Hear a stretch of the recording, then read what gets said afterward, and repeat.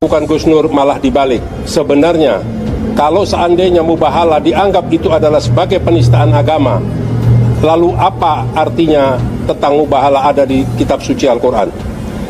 Ini semua mengada-ngada, tapi Gus Nur saya anggap orang yang telah berhasil berjuang menegakkan keadilan, dan insya Allah seandainya beliau tetap didalimi oleh hakim atau jaksa atau pemerintah yang zalim, insya Allah Gus Nur akan dibebaskan oleh Allah Subhanahu wa Ta'ala. Amin. Amin. Dan saya memberikan apresiasi yang setinggi-tingginya kepada jajaran pengacara, advokat, dan seluruh partisipan yang ikut di dalam perjuangan Gus Nur.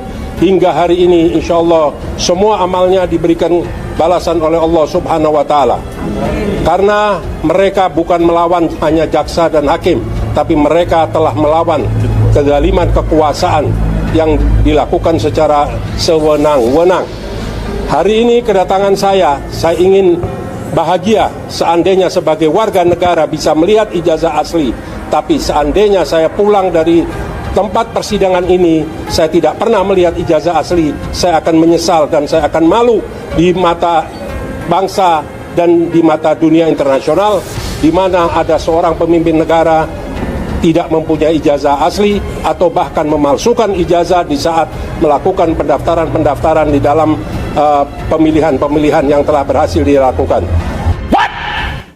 Indonesia sejak dulu kala tetap dipuja-puja bangsa. Yo, muncul semua.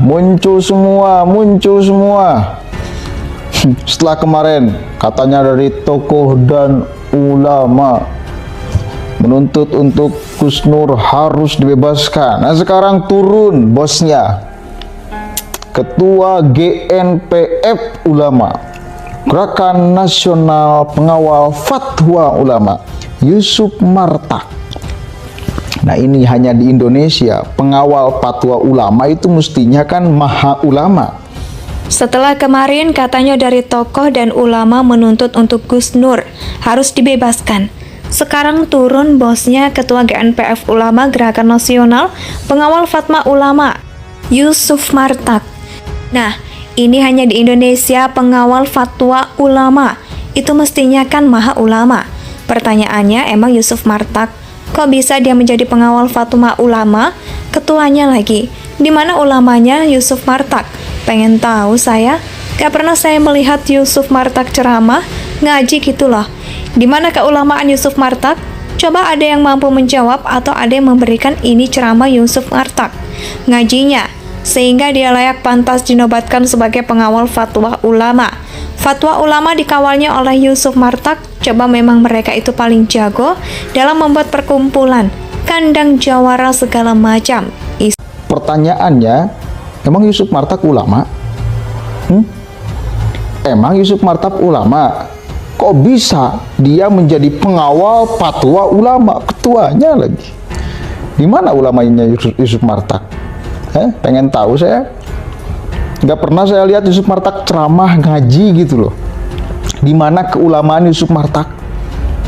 Coba ada yang mampu menjawab nggak? Atau ada yang memberikan ini ceramah Yusuf Martak segini kualitas ngajinya sehingga dia layak pantas dinobatkan sebagai pengawal fatwa ulama. Fatwa ulama dikawalnya oleh Yusuf Martak. Coba memang mereka itu paling jago dalam membuat perkumpulan, kandang jawara segala macam. Aksinya itu-itu aja. Dan pada akhirnya mengumpul semua di sana. Terus Aziz, Yanuar, Yusuf Martak, lingkarannya itu-itu aja. Untung suara mereka karena memang banyak dagelannya, ya tidak terlalu dengarkan oleh masyarakat.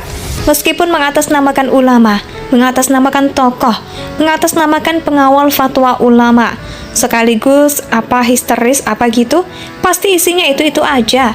Dan satu cirinya mereka selalu Allah pasti akan menyelamatkan. Kalaupun tidak dibebaskan di pengadilan, dunia akan dibebaskan oleh Allah.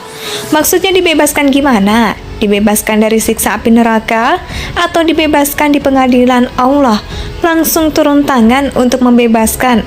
Terlalu gampang klaim atas nama Allah, atas nama apa, sumpah segala macam. Terlalu bermain-main kalian dengan kalimat-kalimat sakral itu. Kenapa tidak bisa mengatakan insya Allah apa yang dilakukan oleh Gus Nur itu diridhoi oleh Allah? Kita lihat saja nanti ke depannya. Mudah-mudahan Allah menunjukkan keadilannya. Kenapa tidak? Bisa Anda rendah sendiri di dalam berkata-kata. Isinya itu aja. Nah, kita cek nih dari GNPF Ulama. Saya Yusuf Muhammad Martak, Ketua Umum Gerakan Nasional Pengawal Fatwa Ulama, yang pertama-tama mengucapkan kepada Gus Nur, yaitu selamat atas perjuangan beliau di bulan yang suci Ramadan ini. Beliau berjuang menegakkan kebenaran dan akan melakukan seluruh perjuangannya melalui mubahalah. Tadi sudah dijelaskan oleh pengacara kita tentang apa yang dilakukan Gus Nur malah dibalik. Sebenarnya kalau seandainya mubahalah dianggap itu adalah sebagai penistaan agama, lalu apa artinya tentang mubahalah ada di kitab suci Al-Quran? Ini semua mengada-ngada, tapi Gus Nur saya anggap orang yang telah berhasil berjuang menegakkan keadilan, dan insya Allah seandainya beliau tetap didalimi oleh hakim atau jaksa atau pemerintah yang zalim, insya Allah Gus Nur akan dibebaskan oleh Allah Subhanahu wa Ta'ala. Amin. Amin. Dan saya memberikan apresiasi yang setinggi-tingginya kepada jajaran pengacara, advokat, dan seluruh partisipan yang ikut di dalam perjuangan Gus Nur hingga hari ini. Insya Allah semua amalnya diberikan balasan oleh Allah Subhanahu wa Ta'ala. Karena mereka bukan melawan hanya jaksa dan hakim, tapi mereka telah melawan kezaliman kekuasaan yang dilakukan secara sewenang-wenang. Hari ini kedatangan saya ingin bahagia seandainya sebagai warga negara bisa melihat ijazah asli. Tapi seandainya saya pulang dari tempat persidangan ini, saya tidak pernah melihat ijazah asli, saya akan menyesal dan saya akan malu di mata bangsa dan di mata dunia internasional, di mana ada seorang pemimpin negara tidak mempunyai ijazah asli atau bahkan memalsukan ijazah di saat melakukan pendaftaran-pendaftaran di dalam pemilihan-pemilihan yang telah berhasil dilakukan. Insya Allah seandainya Presiden Republik Indonesia, Saudara Jokowi, dalam hal ini bermasalah dengan ijazah, insya Allah pada sidang nantinya bisa membuktikan ijazah aslinya agar tidak membuat kegaduhan. Justru kegaduhan itu berkepanjangan akibat tidak pernah dibuktikannya ijazah yang diharapkan. Insya Allah seluruh pejuang yang hadir pada hari ini mendapat keberkahan dari Allah dan selalu mendapat kesehatan, dan jangan berputus asa. Berjuang bukan untuk mencapai keberhasilan, karena perjuangan itu biarlah anak cucu kita nanti yang merasakannya. Bismillahirrahmanirrahim. Assalamualaikum warahmatullahi wabarakatuh. Takbir. Saya ingin sampaikan dan tegaskan pada kesempatan persidangan dalam agenda pledoi hari ini, sesuai tuntutan yang disampaikan oleh saudara jaksa penuntut umum, bahwa ternyata Gus Nur ini sudah difitnah 2 kali oleh penguasa.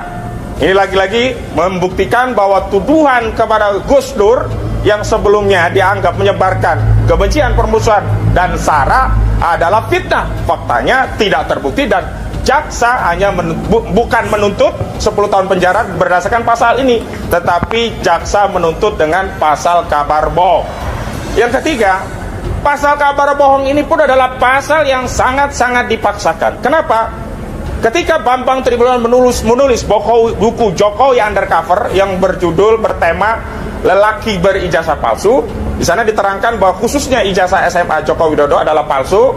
Ya, data-datanya diambil dari Joko Wahyudi, dan kemudian SD SMP-nya sekuelnya disesuaikan, dan S1-nya menurut Bambang Tribulono tidak pernah kuliah di UGM sehingga tidak memiliki ijazah S1 UGM. Itu dianggap sebagai berita bohong. Jadi ijazah palsu dianggap sebagai berita bohong. Padahal sampai pembuktian terakhir dan hingga pledoi ini akan dibacakan, hari ini pembacaan pledoi, tidak pernah dihadirkan satu lembar pun ijazah asli dari saudara Joko Widodo. Apakah itu ijazah SD, SMP, SMA, juga S1-nya. Kalau ya Bambang Tri dan juga Gus Dur dituduh mengedarkan kabar bohong, maka harus ada kabar benarnya. Kalau ijazah palsu Jokowi dianggap sebagai kabar bohong, maka harus ada ijazah aslinya.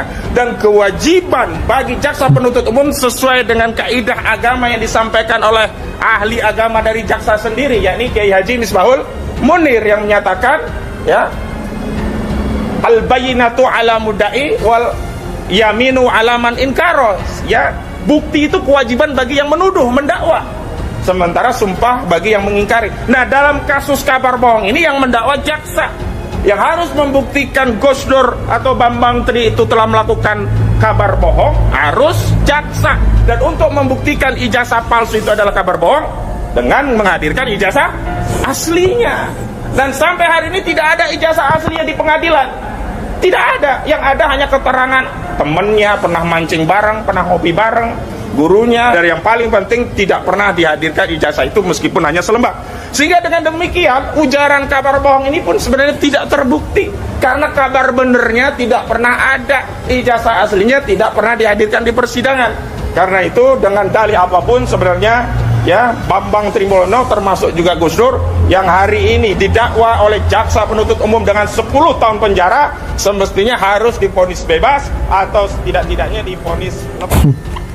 Kasihan ya. Dan pada akhirnya ngumpul semua di sana. Husinuddin, terus Ajis Yanuar, Yusuf Martak. Lingkarannya itu aja. Untung suara mereka, karena memang banyak dagelannya, ya, tidak terlalu didengarkan oleh masyarakat. Meskipun mengatasnamakan ulama, mengatasnamakan tokoh, mengatasnamakan pengawal fatwa ulama sekaligus. Wah, coba-coba ciptakan yang lebih histeris gitu. Indonesia tanah